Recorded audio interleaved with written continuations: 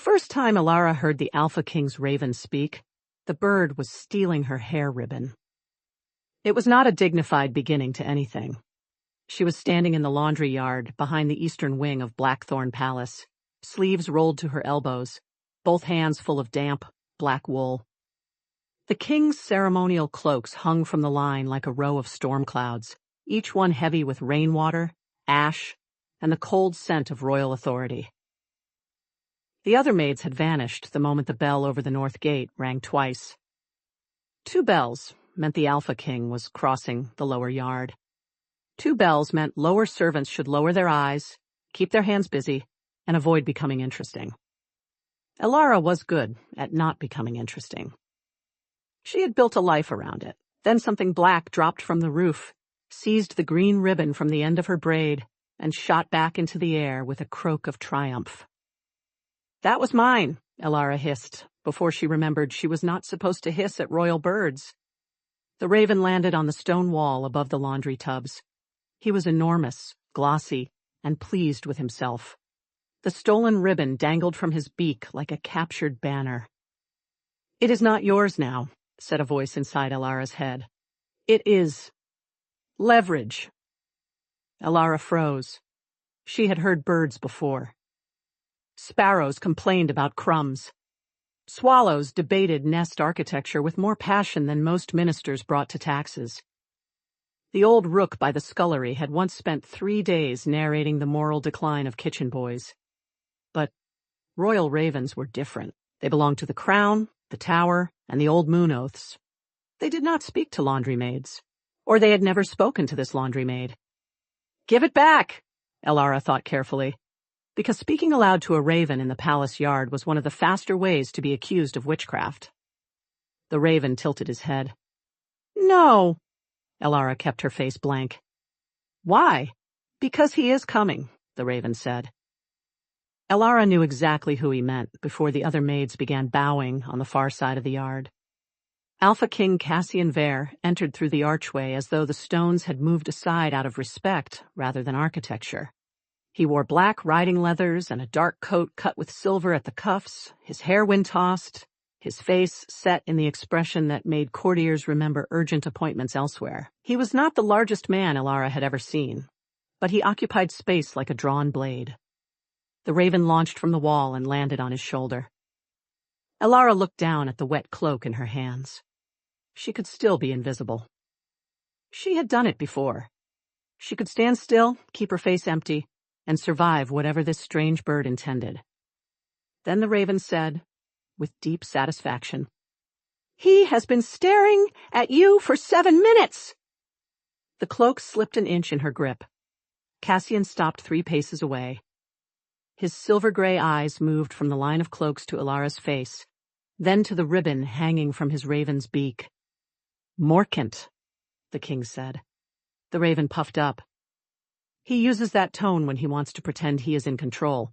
It has never worked on me." Alara pressed her lips together so hard they ached. Cassian's gaze sharpened. "You find something amusing?" "No, Your Majesty." Alara made her voice level. "Your raven has taken my ribbon." "So I see," Morant added inside her head. "He took it because you were taking too long." Alara did not look at the bird. Looking at the bird would be fatal. Cassian lifted one gloved hand. Morant placed the ribbon in his palm with theatrical reluctance. The king held it out to Alara. She stepped forward just far enough to take it. Their fingers did not touch. She made certain of that. Even so, she felt the heat of his hand through the narrow space between them, an unreasonable warmth in the cold laundry yard. "Thank you, Your Majesty." "The palace laundry has been delayed this week," Cassian said. Every maid in the yard went still. Alara looked at the line of perfectly washed cloaks behind her. They had worked until midnight. There had been no delay. Morant made a low, delighted sound. "This is false. He inspected the delivery schedule this morning because he wanted a reason to come here. He rejected 3 better reasons because they sounded needy." Alara stared at the king's left shoulder, not at his face. "The storm slowed the drying," she said. "The ceremonial cloaks will be ready before evening bell." Cassian's expression did not change. "Good." "He does not care about the cloaks," Morant said. He has never cared about a cloak in his life. Alara swallowed a laugh. It tried to escape anyway, a tiny breath through her nose. Cassian heard it. Of course he heard it. He was an Alpha King. He probably heard spiders making legal arrangements in the walls. His eyes returned to her. Your name? Morant leaned toward her. He practiced that question in the glass. Alara bit the inside of her cheek. Alara Wren, Your Majesty. Something moved in Cassian's face. Not a smile, nothing so careless. But the severe line of his mouth changed by the smallest fraction, as if her name had landed somewhere he had not prepared for. Wren, Morant said. A bird name. I approve. He approves too, but he is currently pretending names are an administrative matter. Alara Wren, Cassian repeated. Yes, Your Majesty. He nodded once, turned, and crossed the yard with the same measured stride that made guards straighten and servants vanish. Morant stayed on his shoulder until the archway. Then the raven looked back. 7 minutes, Morant said again. Alara tied her ribbon back into her braid with wet fingers and a face so carefully neutral it hurt. Only after the king disappeared did Brenna, the oldest laundry maid, let out the breath she had been holding. Moon spare us, Brenna whispered. What did he want? Alara looked at the wet cloaks, the empty archway, and the black feather Morant had left on the rim of the laundry tub. The cloaks, Alara said. She did not laugh until she was alone in the linen room, and even then she muffled it in a stack of clean towels. Alara had been hearing birds since she was 6 years old. The first had been a starling trapped in the chimney of her mother's cottage, furious about soot and human incompetence. Alara had freed it, explained what she had heard, and watched her mother's face go still with fear. After that came the rules. Do not tell neighbors. Do not answer birds where people can see. Do not repeat secrets learned from wings. People feared gifts that did not ask permission. Alara had learned to nod, lower her gaze, and let the world think she was ordinary. When her mother died and the palace took on extra laundry hands, Ordinary kept her fed. Ordinary gave her a cot in the servants' attic, 2 meals a day, and work that asked only for strong hands and silence. Silence had always been her safest skill. Morant ruined it in less than a week. On Monday, he dropped a silver cufflink into her laundry basket. Return this, Morant said from the high window ledge. It will require you to walk past the west corridor at the 5th bell. Alara picked up the cufflink. This belongs to the king. Obviously. Why do you have it? Alara asked him silently. Because his sleeve was unguarded. That is theft. That is strategy. She should have given it to the head steward. Instead, because she was apparently more foolish than she had previously believed, she walked to the west corridor at 5th bell. Cassian was there, speaking with his beta, Rowan Vale, a dark-haired man whose permanent expression suggested that serving the king was less a position than a long medical condition. Cassian stopped speaking when he saw her. Morant clicked his beak from the carved back of a chair. He knew you would come. He checked this corridor twice. Rowan knows. Rowan is tired. Rowan glanced at the raven, then at Cassian, then at Alara's hand. Your Majesty, Alara said, holding out the cufflink. I believe this is yours. Cassian took it. This time his fingers brushed hers. Only for a second. It was still long enough for Alara to feel the pulse in his hand jump. His heart is doing the loud thing, Morant announced in her head. Embarrassing for a king. Alara coughed into her sleeve. Rowan's eyes narrowed slightly. He had the look of a man noticing pieces of a problem. Cassian fixed the cufflink without looking down. Thank you. Of course, Your Majesty. She turned to leave. Wren, Cassian said. She stopped. Yes? His face was composed. His shoulders were square. His voice had the calm of a man declaring law. The Eastern linen inventory has been inaccurate. Morant gave a croak that sounded suspiciously like laughter. No, it has not. Alara folded her hands. Has it? It may require review, Cassian said. By a laundry maid? Rowan looked away. His mouth twitched once. Cassian held her gaze. You work in the laundry. I do. Then you would know linen. That is technically true. Morant fluffed his wings. This is the worst courtship I have ever watched, and I once saw a stable boy give his beloved a potato with a bite already taken from it. Alara could not stop the smile this time. She looked down quickly, but not quickly enough. Cassian saw it. For a heartbeat, his severity softened. The change was so small a courtier would have missed it. Alara did not. She had spent her life observing things without appearing to observe them. It was one of the few advantages of being ignored. Tomorrow morning, Cassian said. The inventory. As you command. She escaped the corridor with the steady dignity of a woman who had not just been invited to inspect fictional linen by a king whose raven considered him romantically incompetent. Behind her, Morant said, Progress. Poorly executed, but progress. By Wednesday, everyone in the servants' hall had noticed that the Alpha King's raven had taken an interest in the laundry. No one had noticed he had taken an interest in Alara. The palace knew how to see rank. It did not know how to see quiet. Morant appeared while she scrubbed cuffs, folded linen, and carried baskets through narrow stone halls. He stole a button from her sleeve, a scrap of bread from her breakfast, and once an entire sock that did not belong to her. Why? Alara demanded under her breath as he sat on the laundry roof, with the sock beneath one claw. He will ask why his raven has a sock, Morant said. And then? You will say something clever. I will say I don't know why royal birds steal socks. Acceptable. He likes when you are dry. Alara wrung out a chemise with unnecessary force. Stop reporting what he likes. No. The real trouble was that Morant's reports were not always funny. Some were small and warm in ways Alara did not know what to do with.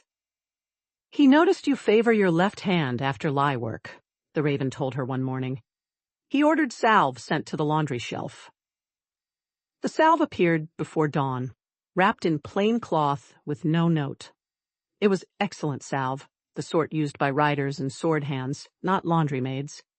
Alara rubbed it into the cracks across her knuckles and hated how much comfort could fit inside such a small jar. When Cassian came to the laundry yard later that day, Morant landed on the line post first. He has decided not to ask about your hands, the raven reported. Good, Alara thought. He will ask about the weather. Why? Because he is brave in battle and useless in conversation. Cassian entered with no cloak this time, only a dark shirt and a formal coat open at the throat. He looked less like a monarch and more like a man who had not slept enough. Somehow that was worse. The weather has turned, he said. Alara, pinning sheets to the line, paused. The sky was a flawless pale blue. Morant sighed. There it is. It has, Alara said solemnly. Cassian's gaze flicked to her hands. She had wrapped 2 fingers in linen strips to protect the worst cracks. The work is hard in winter, he said. Most work is hard in winter, Your Majesty. You have salve? Someone left some. Good. Subtle, Morant said. No one could possibly track that benevolence back to you except everyone with eyes, memory, or a functional beak. Alara lowered her head. Cassian took 1 step closer. Not improper, but enough that the air changed. People spoke often of Alpha presence as though it were only fear, dominance, command. Alara felt something else beneath his. A held tension. A man standing inside an invisible circle he had drawn years ago and never stepped out of. You are not afraid of me, Cassian said. The line between question and statement was thin. Alara considered the correct answer. Yes, Your Majesty would be safe. No, Your Majesty would be foolish. The truth sat somewhere stranger. I am aware of you, she said. His eyes sharpened. That is not the same. No. Morant went very still on the post. For once, he said nothing.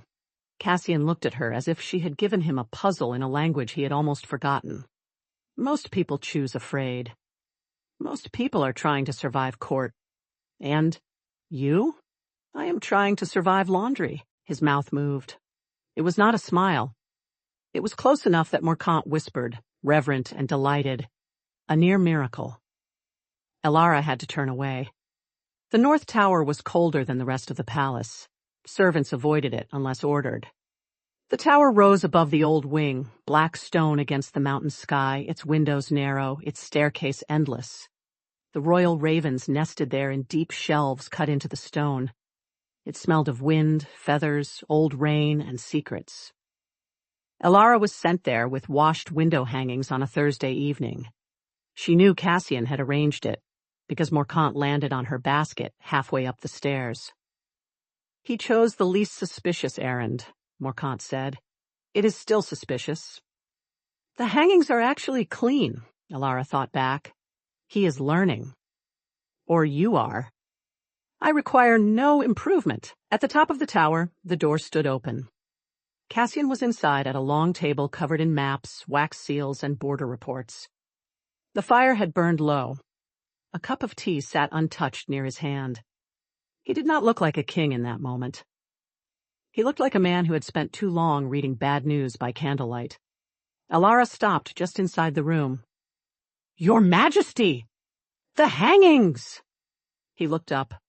The severity returned first, out of habit. Then he saw it was her, and something in his shoulders eased before he could stop it. Morant, perched near the rafters, said quietly, "He does that every time." Elara set the basket near the window. "Shall I replace them now?" "No, it can wait." The correct response was to curtsy and leave. Instead, she looked at the untouched tea, the ink smudged at the edge of his hand, the faint shadows beneath his eyes. The North Tower wind pressed against the windows as though trying to get in. "When did you last sleep?" she asked.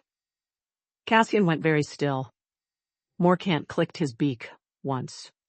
"Oh, direct. Excellent. That is not a question servants ask kings," Cassian said. "No," Elara agreed. "It is a question people ask people." The silence that followed did not feel dangerous. It felt exposed. He leaned back from the map. "You speak very plainly for someone who tries very hard not to be noticed." Alara's fingers tightened around the folded cloth in her hands. "Not being noticed does not mean not seeing."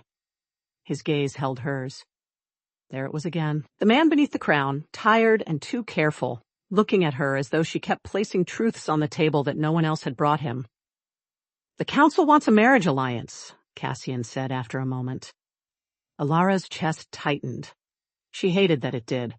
She had known, of course. Kings married for borders, bloodlines, influence. Laundry maids did not get opinions about that. "Is that what you want?" Morant made a low sound. "He wants to throw the entire council out a window. This is not considered policy." Cassian looked toward the dark glass. "What I want has rarely been the point. That seems a poor way to rule." His eyes came back to her, sharp with surprise. She should have apologized. She did not. "If the king's wishes never matter," Elara said, "then the council is ruling and using your face for it." Morant spread his wings slightly. "I have said this for years.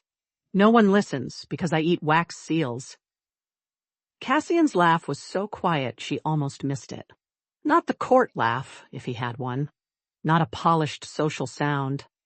A small, unwilling breath of amusement that escaped before he could lock it away.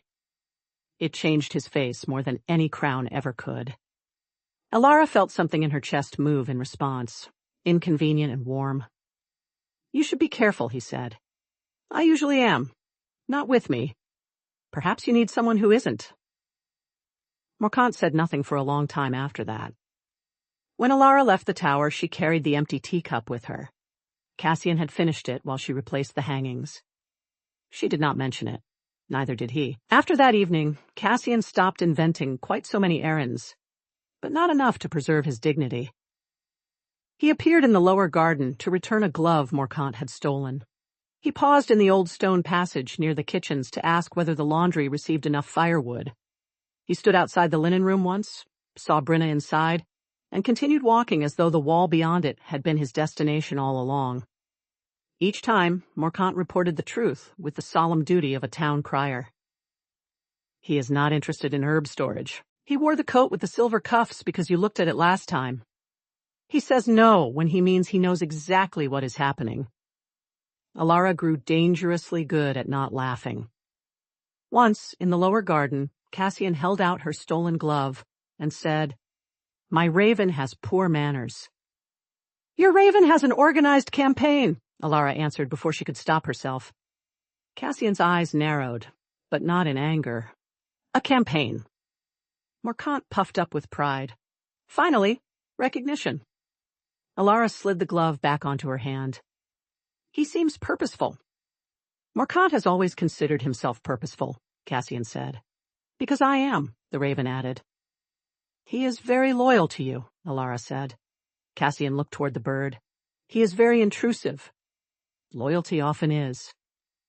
That landed somewhere. Alara had begun to learn the small movements of him, the tightening of his jaw, the lowering of his guard near Morant, the way his attention returned to her even when duty pulled it elsewhere. It was dangerous knowledge, because she was beginning to want more of it. The palace noticed eventually.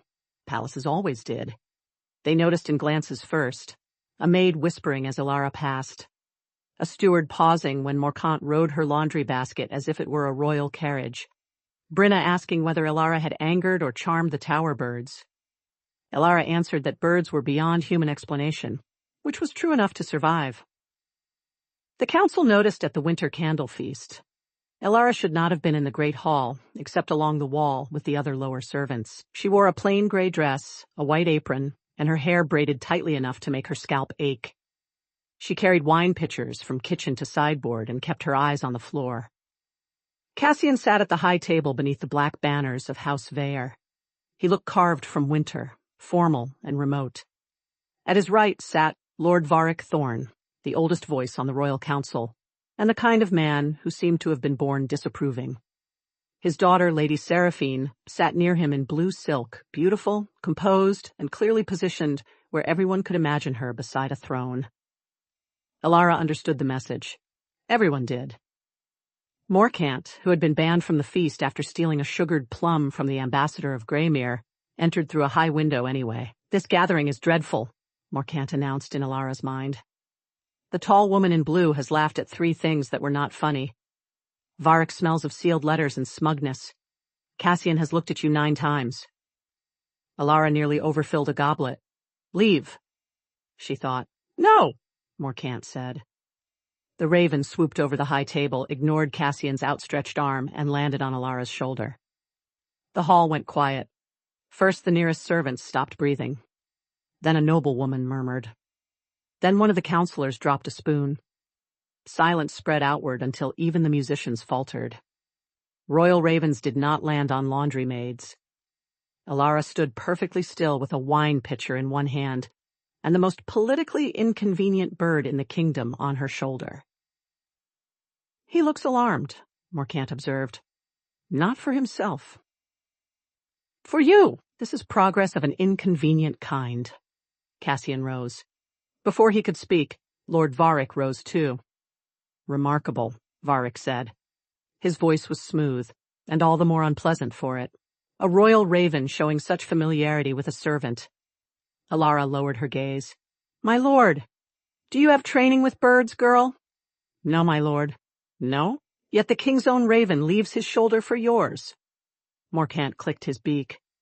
"I leave his shoulder whenever I like. It builds character." Alara could not answer that.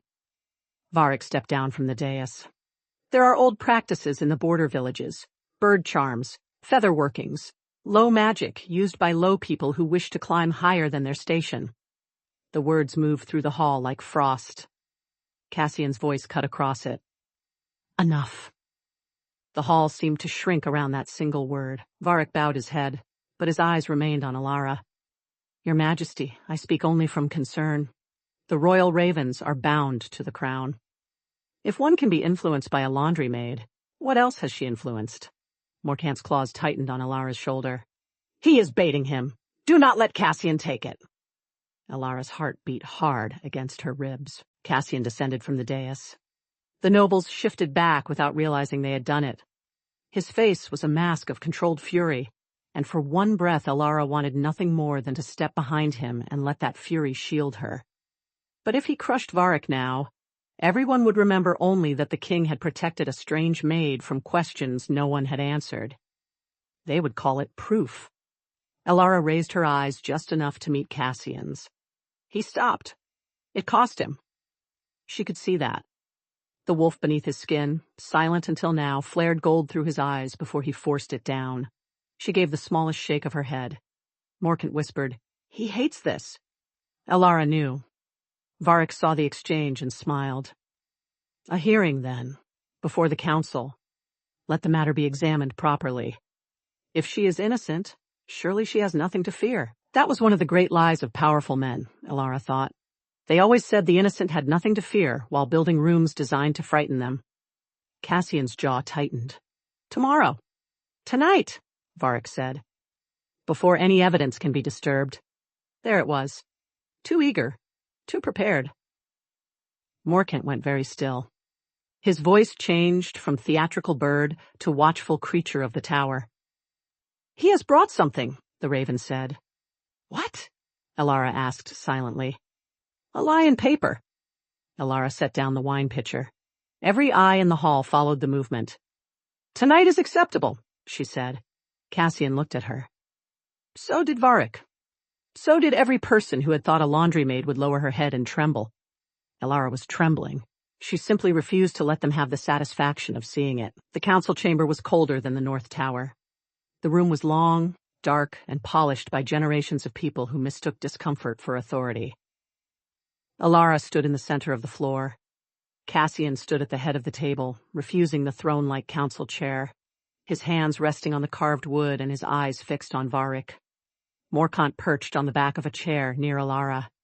7 other ravens lined the high window ledge. No one commented on them. That was wise. Varric placed a folded letter on the table. "This was intercepted by one of my men near the western gate. It bears markings used by the Red Fen Pack, known rivals to our border interests." A murmur passed through the council. "The contents," Varric continued, "suggest that a servant within Blackthorne Palace has been passing observations of the king's movements through birds." Alara looked at the letter. Morant said, "The ink is wrong. Too fresh. Also, he stores his private seal behind the loose stone in the East Records alcove. I have been waiting for someone worth telling." Alara's pulse steadied. Fear did not leave her. It changed shape. Varric turned to her. "Do you deny you can influence ravens?" "Yes," Alara said. "You deny it?" "I deny influence, not hearing." The chamber went silent. Cassian's head turned slightly. Morant made a pleased sound. "There," the raven said. "Good. Truth is sharper." Varric's eyes gleamed. "So you admit unnatural dealings." "I admit I can hear them." A councilwoman made the old moon sign. Another leaned forward with open curiosity. Rowan looked as though several things had just become clear, and none improved his evening. "Since when?" Varric asked. "Since I was a child." "And you concealed this from the crown?" Alara looked at the men and women around the table. Fine wool, old rings, family crests, faces trained to hide fear beneath judgment. "People are rarely kind to what they do not understand," she said. "Low people learn that early." Something moved through Cassian's expression. Not pity. Recognition. Varric seized the moment. "Then you admit deception." "I admit survival." Morant croaked loudly. One of the younger counselors flinched. Varric pointed at the bird. "And that creature speaks to you now?" "Yes." "Convenient. Often inconvenient." Rowan covered his mouth with one hand. Cassian did not smile, but his eyes warmed. Varric's patience thinned. "Tell us then, Maid. What does the raven say?" Alara looked at Morant. Morant spread his wings, black against the candlelight. "Tell them, I say Lord Varric's left sleeve smells of the red wax used on the forged letter, and that he should have washed both hands, not only the right." Alara repeated it. The chamber erupted. Varric went pale, then red. "Absurd." Cassian's gaze dropped to Varric's sleeve. "Approach," the king said. Varric stiffened. "Your Majesty." "Approach." The command carried the old alpha weight. Even counselors who did not move seemed to bow internally beneath it. Varric stepped forward. Rowan inspected his sleeve. His expression changed. He lifted a fleck of dark red wax from the cuff. "Red wax," Rowan said. Varric recovered quickly. "Half the court uses red wax." "Not this one," Morant said. "This one has pine ash mixed into it. He thinks that makes it harder to trace. It makes it taste worse." Alara repeated that too. Rowan gave the wax a cautious sniff. "Pine ash!" The first crack opened in the room. The council had expected fear. They had not expected details. Varric's mouth tightened. "Parlor tricks." "No," Alara said. "Witness testimony. From birds. From witnesses you did not think mattered." Morant hopped onto the table. He dropped something small and dark onto the polished wood. A seal. The room stilled. Varric stared at it. Cassian reached for the object. "Your private mark, Lord Varric." "Stolen," Varric snapped. "From where?" Alara asked. His eyes cut to her. "Was it stolen from your writing desk?" she asked. "Your document case? Or from behind the loose stone in the East Records alcove where Morant says you hide things you do not want your household to know about?" Varric did not answer fast enough. That was enough. Cassian looked to Rowan. "Search it!" Varric took one step forward. "Your Majesty, this is an outrage!" Cassian's voice was very soft. "It is becoming one." Rowan left with 2 guards. The waiting was the worst part. Varric filled it with words. He spoke of superstition, servants rising above their places. "I know how much can be hidden in dirty cloth. I know who bleeds, who lies, who pretends not to be afraid, and who thinks servants have no memories. I know the palace from below, my lord. You should have been more careful where you dropped your stains." Morant made a sound of pure approval. "Excellent. Strong imagery. Laundry-based justice." A laugh broke from somewhere down the table. It died quickly, but not before the room changed again. Varric had expected shame to silence her. Instead, her shame had learned to speak. Alara turned to the council. "I never commanded the ravens. I only did what this court forgot how to do. I listened." No one answered. Cassian released Varric's wrist. 2 guards took the lord by the arms. Varric tried to pull himself upright, to gather dignity around him like a cloak, but dignity did not settle well on exposed treason. "Lord Varric Thorn," Cassian said, "you are stripped of your council seat pending full judgment. Your correspondence, properties, and household records will be seized before dawn. Any who assisted you may come forward before sunrise and be heard with mercy. After sunrise, they will be found." No one doubted the last part. Varric was taken from the room. For a moment, the council chamber held only the crackle of candles and the shifting of raven claws on stone. Then Councilwoman Marrow, the one who had made the moon sign earlier, stood. She was an older woman with iron-gray hair and a face like weathered oak. "Miss Wren," she said. Alara braced. The woman bowed her head. Not deeply, not theatrically. "Enough. This council owes you an apology." The words moved through Alara more slowly than accusation had. Morant knew what to do with them. "Accept. Make them uncomfortable. It is good for them." "Thank you," Alara said. Another counselor cleared his throat. "The Crown has old records of raven listeners. I thought them myth." "Many useful things are called myth by people who do not need them yet," Marrow said. Cassian looked down the table. "Then the records will be opened." He turned toward Alara. Every person in the chamber watched him do it. Alara suddenly understood that this was the moment he had avoided for weeks.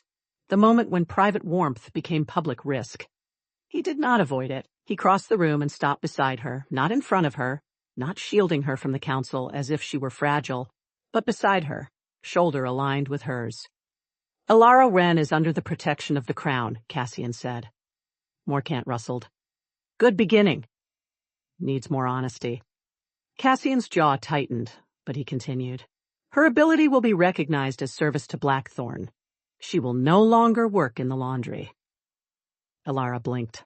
That part was new. She will take charge of the North Tower Ravens and all winged messages brought to the crown.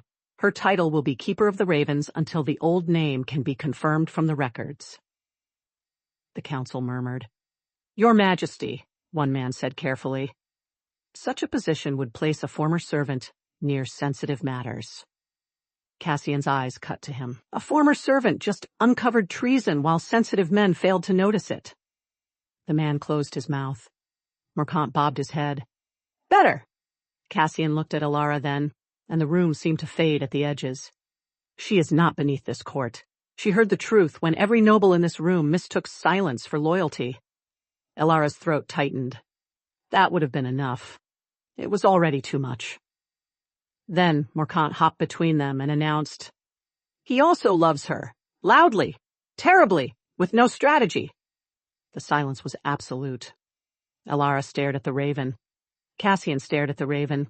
Rowan, behind them, closed his eyes like a man who had been expecting this disaster and was relieved to have it over with.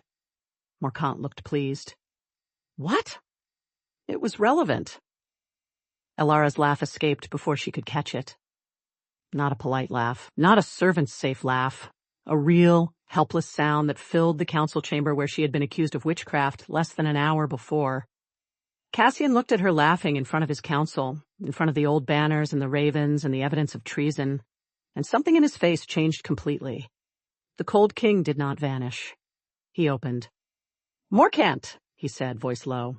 Yes? We will discuss relevance later. You have been discussing nothing efficiently for weeks. I improved the pace.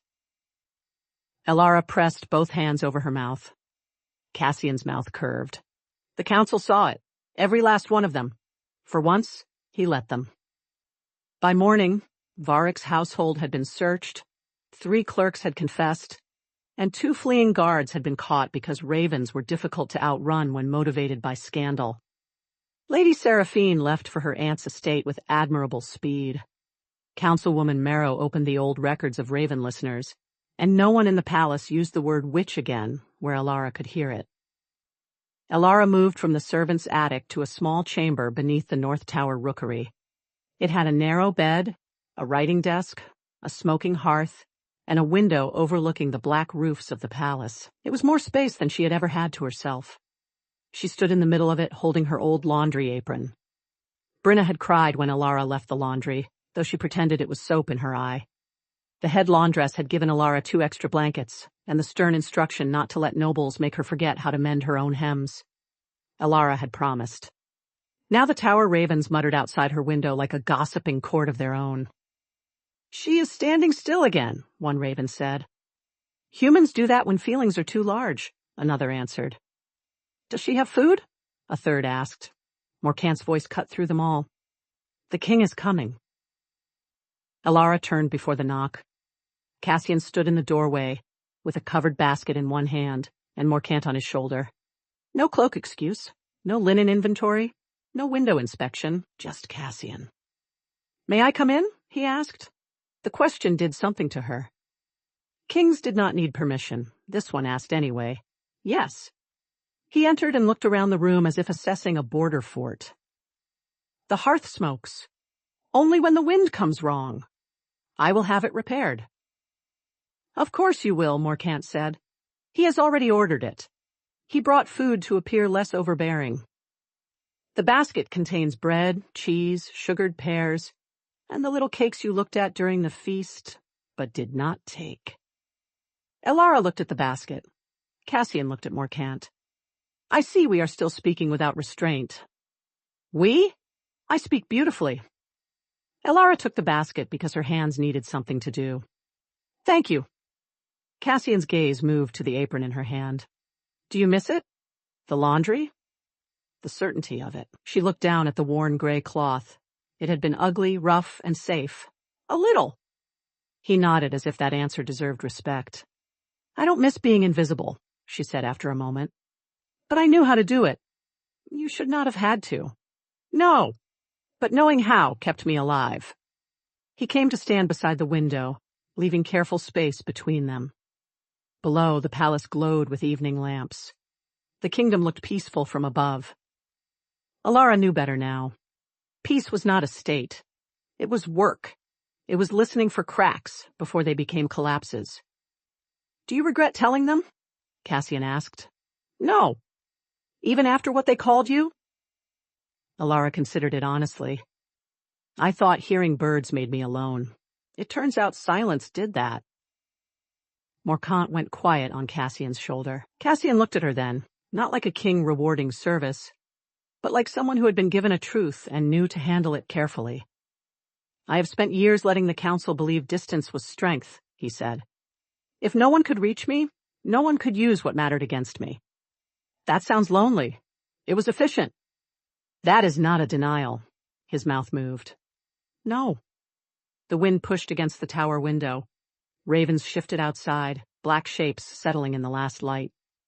When Morant said what he said in the council chamber, Cassian began, that you love me loudly, terribly, and with no strategy, his ears went slightly red. It was the most astonishing thing Alara had seen all week, including a raven dropping treason evidence on a council table. Morant leaned toward her. The redness means truth. I know, she said before she could stop herself. Cassian's brows rose. Alara closed her eyes for 1 second. I assumed. She did not assume, Morant said. She is observant. This is why I chose her.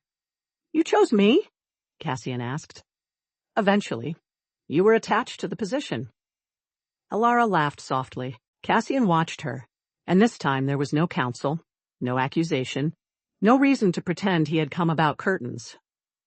The warmth in his eyes was unguarded enough to make her breath catch. He was not wrong, Cassian said. Alara's laughter faded. About loving you, he said. He was imprecise about strategy. I did have one. Morant cawed. Walking past laundry yards is not strategy. It was a beginning. It was a tragedy with boots. Alara pressed her lips together, but her smile escaped anyway. Cassian stepped closer, slowly enough that she could move away if she wanted. She did not. I do not want you to think what happened today obligates you to anything, he said. A title, a room, my protection. None of it is a bargain for your affection. I know. Do you? She looked up at him.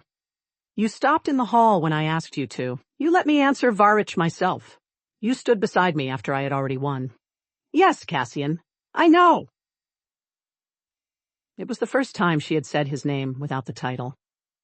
The room changed around it. His hand lifted, paused, then brushed a loose strand of hair back from her cheek. The touch was light, careful, almost reverent. Alara, who had spent years making sure she needed very little, discovered suddenly that she wanted to lean into it. So she did. His breath left him slowly. Morant made a strangled noise. At last, I have aged significantly. Ravens live a long time, Alara murmured. Not long enough for this courtship. Cassian's thumb rested near her temple. Should I apologize to him? Never, Alara said. It will encourage him. Cassian laughed. The sound filled the little tower room, low and real. Outside, one of the ravens answered with a croak. Then another. Soon the whole rookery was making small, satisfied noises, as if the tower itself had been waiting for the king to remember how to laugh. For the first time in her life, the voices did not feel like a burden pressing in from every side. They felt like company. Annoying company, certainly. Hungry, opinionated, shameless company. But company. Cassian followed her gaze to the window. Are they speaking? I'll always. What do they say? Alara listened. The ravens outside argued over crumbs, wind direction, Varich's poor hiding skills, and whether sugared pears counted as bird food. She smiled. Many things. Tell me one. Morant lifted his beak. Tell him I require official compensation for saving the crown, improving his romantic prospects, and retrieving your ribbon with exemplary foresight.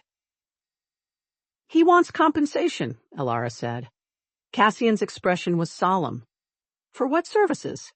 Saving the crown, improving your romantic prospects, and stealing my ribbon. I did not steal, Morant said. I facilitated. Do not encourage him, Alara said again. But she was laughing, and Cassian was smiling, and the little room beneath the rookery seemed warmer than any place made of black stone had a right to be. Later, after the basket had been opened and Morant had been denied a sugared pear twice before stealing one anyway, Alara and Cassian stood together at the tower window. His hand found hers. Not dramatically.